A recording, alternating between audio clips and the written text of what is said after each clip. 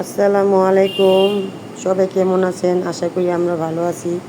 আরেকটি নতুন রেসিপি নিয়ে হাজির হয়েছি, চিকেন বিরিয়ানি। এখানে আমি 2 কেজি মুরগি নিয়েছি, সুন্দর করে ধুয়ে কেটে বেছে নিয়ে লবণ দিয়ে মাখিয়ে নিয়েছি। তারপর একটা প্যান বসিয়েছি। প্যানটা গরম হওয়ার পরে পরিমাণ মতো তেল দিলাম। তেল দেওয়ার পরে তেল গরম হওয়ার পরে মুরগিগুলো দিয়ে দিলাম ভাজার জন্য দিলাম। লাল লাল করে ভেজে নেওয়ার পরে মুরগিগুলো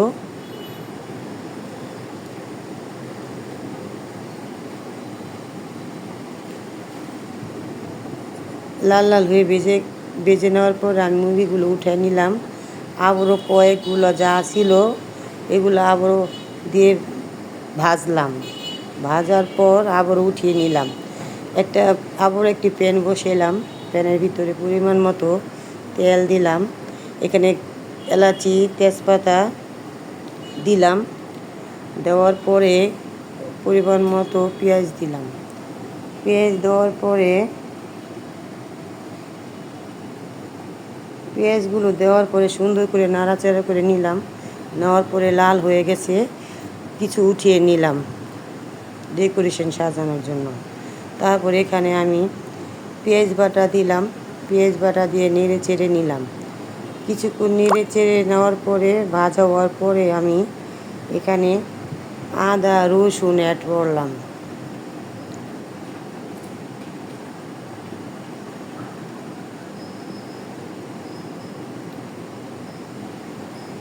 আদা রসুন অ্যাড করার পরে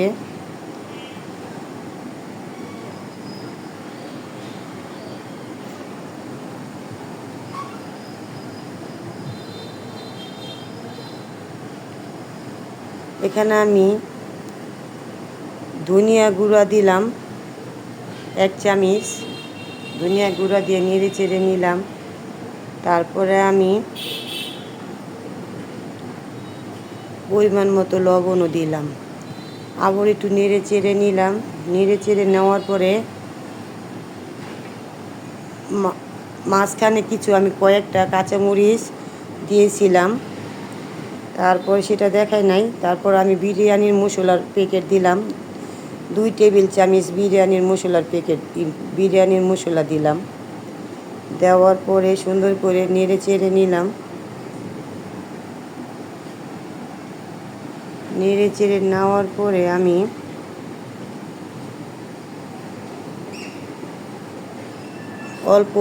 অল্প পরিমাণ মতো আমি শুকনো মরিচের ফাঁকি দিলাম। ফার্মে সাদা মুরগিগুলো মনে করেন একটু মরিচের ফাঁকি দিয়ে রান্না করলে কালারটা সুন্দর আসে, দেখতেও ভালো লাগে। তারপরে আমি একটা টমেটো কেটে দিলাম। টমেটো কেটে দেওয়ার পরে আবার একটু ভেজে টেজে নিলাম। তারপরে সব মাংসগুলো ঢেলে দিলাম। মশলার সাথে ঢেলে দেওয়ার পরে নাড়াচাড়া করে নিলাম। নাড়াচাড়া করার পরে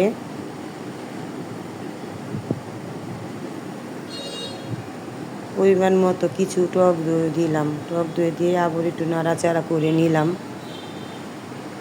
ভালোভাবে নাড়াচাড়া করে অল্প একটু পানি দিয়ে নাড়াচাড়া করে নিলাম। নাড়াচাড়া করার পরে আমি মাংসগুলো খুব সুন্দরভাবে কষিয়ে নিলাম। এখানে 1 টেবিল চামচ টমেটো সসও দিলাম।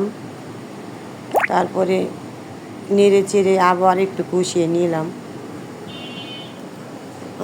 আমার রান্না আপনাদের কাছে ভালো লাগলে অবশ্যই সাবস্ক্রাইব করে পাশে থাকবেন।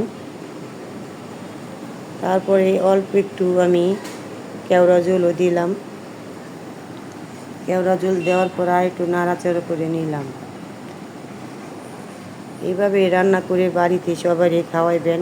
আমার রান্না প্রসেসিং ফলো করে সবার মন জোগাইতে পারবেন এভাবে রান্না করে। ছোটো ছোটো বাচ্চারা এই খাবার খেয়ে অনেক পছন্দ করে, তার জন্যে এগুলা রেসিপি সবাই পছন্দ করে। ছোটো ছোটো বাচ্চারা সহকারে পছন্দ করে। আমার বাচ্চা তো খেয়ে বলছে অনেক মজা হয়েছে আম্মু। তারপরে মুরগির ভুনা রান্না শেষ। তারপরে আরেকটি পাত্রে আমি পোলার চাল পরিমাণ মতো নিলাম। নেওয়ার পরে নেড়ে চেড়ে আমি 1 কেজি পোলার চালের সাথে 2 কেজি মুরগির মাংস দিছি। তারপরে সুন্দরভাবে কষিয়ে দুটোটা অ্যাডজাস্ট করে সুন্দর করে কষিয়ে নিছি। তারপর এখানে আমি পরিমাণ মতো গরম পানি দিয়ে নেড়ে চেড়ে নিয়েছি।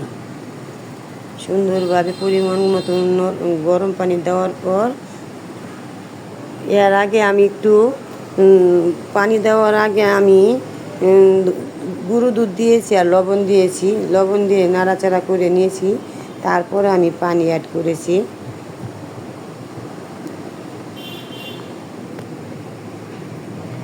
তারপরে পানি দিয়ে সুন্দরভাবে নেড়ে চেড়ে তারপর আমি ঢেকে রেখেছি দমে দেওয়ার জন্য। দমে দেওয়ার জন্য ঢেকে দেওয়ার পরে আবার আমি উঠিয়ে নিয়েছি। আমার বিরিয়ানি প্রায় হয়ে গেছে, প্রায় হওয়ার শেষে। তারপর আমি কয়েকটা আলু বোখরা দিয়েছি। আমি আমার ঘরের স্টাইলভাবে আমি আমার এই বিরিয়ানিগুলো রান্না করে বাচ্চাদের খাইয়েছি। আপনারাও এইভাবে বাচ্চাদেরকে এইভাবেই খাওয়াইবেন আমি যেভাবে রান্না করেছি। তারপরে বিরিয়ানি হয়ে গেছে, হওয়া পর্যন্তই। তারপরে আমি আরেকটু ঘি ছিল না, তারপরে একটু বাটার দিয়েছি। ঘি পরিবর্তে বাটার দিয়েছি। বাটার দেওয়ার পরে আমার বিরিয়ানি রান্না হয়ে গেছে। এখন নামিয়ে পরিবেশন করার পালা।